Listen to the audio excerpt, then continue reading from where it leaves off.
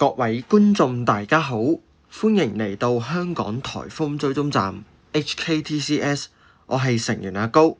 今日係2026年7月21日星期二，呢度係颱風速報。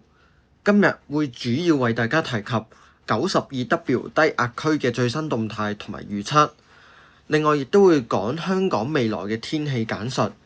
喺影片開始之前，希望大家訂閱、分享、按讚支持我哋香港颱風追蹤站 HKTCS， 目標係4萬訂閱。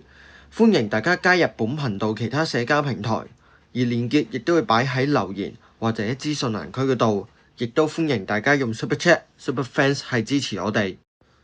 我哋先嚟睇睇 92W 嘅最新動態同埋預測。尋日我哋有描述過嘅西風槽或者季風槽已經係有所發展，目前已經係出現一個低壓區，咁係獲美國聯合颱風警報中心 JTWC 獲編號為 92W。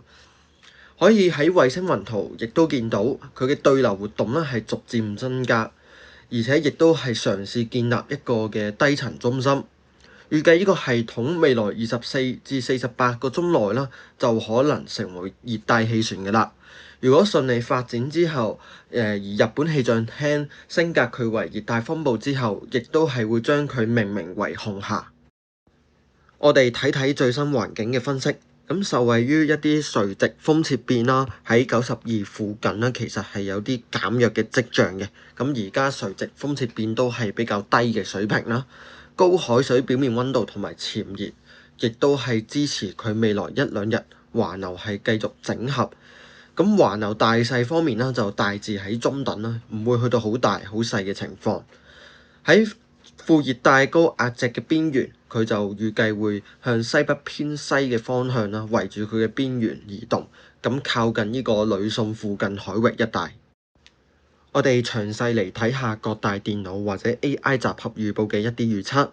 咁右手邊嗰兩幅圖分別係 FMV3同埋 AIFS 嘅集合預報。咁可以見到大部分亦都係會支持經過呂宋島嘅北部或者係呂宋海峽嘅南部，之後就會進入南海北部，並且靠近廣東沿岸一帶。咁暫時係比較多成員係支持佢啦，會靠近到珠江口到廣東東部沿岸一帶，可以喺右上角望到 FMV3嘅最新一報嘅預測，見到路徑啦個分歧係有稍為收窄嘅，咁都係大致支持係靠近珠江口附近沿岸一帶啦，又或者去到廣東東部沿岸一帶咁樣嘅。咁強度方面啦，一般就預料可以去到強烈熱帶風暴到颱風嘅級別啦，咁係大致係中等級別啦。咁但係啊，咁 FMV3部分成員啊係預料達到強颱風級㗎，甚至係以上嘅級別添㗎。咁不過可以見到 AIFS 啦，就相對上遇到佢嘅強度啊，就冇咁高啦。不過大家要注意嘅係啦，FMV3通常啊係有機會高估咗即係潛在系統嘅預測嘅強度嘅。咁相反啦，AIFS 亦都係有機會低估咗嗰個強度嘅。咁雖然路徑變動係稍為減少啦，即係一日裡面有每6個鐘會更新啦，嗰個路徑嘅更新預測變動係有啲減少，但係仍然係有同傳統模式係有啲路徑分歧嘅。咁例如歐洲嘅傳統模式啦，路徑就相對上比較偏西嘅。咁未知道系統最終同香港嘅距離啦，包括係咪會西登啊、東登啊，或者係直襲香港。咁對香港影響嘅程度係仍然未知數，咁有待觀察。咁預料系統需要進一步發展成為熱帶氣旋，路徑分歧先會進一步收窄，然後之後先可以大致睇到佢對香港嘅影響係點樣嘅。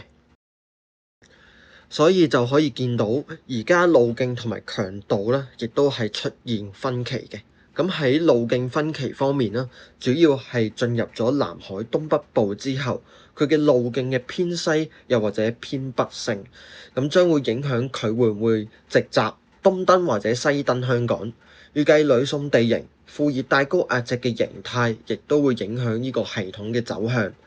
系統接近廣東沿岸時，個地形亦都係有機會影響系統登陸嘅地點同埋時間。強度方面，分歧就主要喺體型相對冇咁大嘅呢個潛在系統啦，會唔會受惠於南海良好嘅環境而影響佢嘅增強速度？咁最終強度咧係仍然存在分歧㗎。咁當然環流大小亦都係有一啲嘅變數啦，而西南氣流嘅支配又或者亦都係成為關鍵。無論如何啦，預計系統極大機會係會進入南海北部。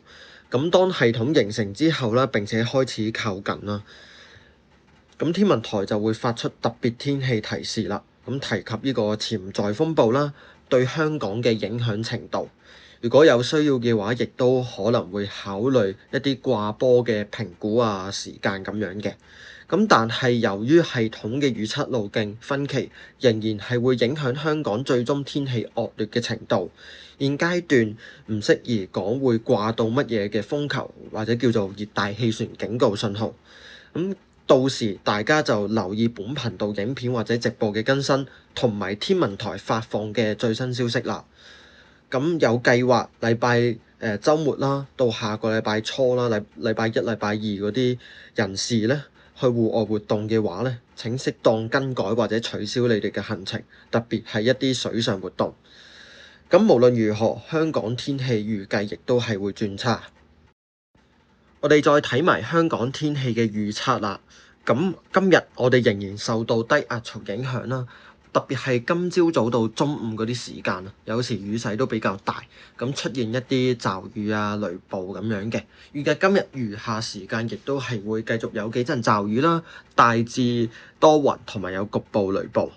聽日仍然係有一啲驟雨，咁但係由於聽日隨住副熱帶高壓脊就會覆蓋我哋啦，同時低壓槽亦都係會減弱嘅情況底下，咁天色就會轉好㗎喇。咁星期四到星期五啦，副高就會強勢覆蓋我哋咁驟雨進一步減少，而且係出現酷熱嘅天氣，大致天晴。咁呢幾日大家都注意中暑啦，要補水啦。我哋睇埋之後天氣情況啦。咁根據天文台暫時預測，星期六啦就會開始天氣轉為惡劣㗎啦。禮拜日又會由星期六吹北至東北風轉向西至西南風。咁預計嗰日嘅風雨係最勁嘅。天文台暫時就評估離岸高地可以達到強風6至7級，雨勢有時頗大，然後海亦都有湧浪。意味住天文台暫時預料呢個系統係有機會東登或者係直接襲擊香港。咁之後日子仍然係會受到系統引進嘅一啲偏南氣流影響，咁仍然係會大致多雲同埋有雷雨雷暴等等嘅天氣。咁注意啦，嚟緊週末嘅天氣咧就好有可能係因為受到呢個嘅系統影響啦，而出現呢啲惡劣嘅天氣嘅。咁所以隨住系統嘅預測可能會更加肯定或者有啲改變啦，天文台或者咧係會不斷更新嚟緊禮拜六禮拜日禮拜一等等嘅天氣情況嘅。咁視乎呢個風暴對香港影響嘅時間啦同埋強度啦。最後啦，多謝大家收看。本頻道未來會繼續改善讀音講解分析質素，包括一啲口頭禪懶音講法嘅問題。另外亦都會就住最新92W 低壓啦，同埋香港嘅天氣啦，係盡快第一時間用影片直播或者貼文嘅方式去更新。咁大家記得訂閱並且開放通知，就可以掌握最新嘅資訊。咁我哋下條片再見，拜拜。